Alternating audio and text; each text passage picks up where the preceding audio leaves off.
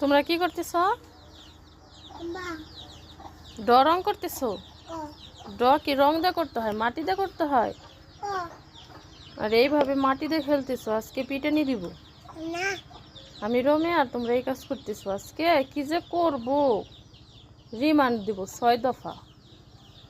আবার হাসি হাসি থাকবেন না। আই সেলাই, কাদা দিয়ে খেলতেছো কেন? ঠান্ডা লাগবে না? মাটিতে খেলতে ভালো লাগে না? মজা লাগে, মজার জিনিস, মজার জিনিস। এটা সুখবর। আরবি, মাটিতে খেলতেছে, এটা সুখবর না? এটা কোথায় শিখছো? চকে থেকে আনছো? রেখে দাও, এখন গোসল করে দেবো, আর খেলতে হবে না।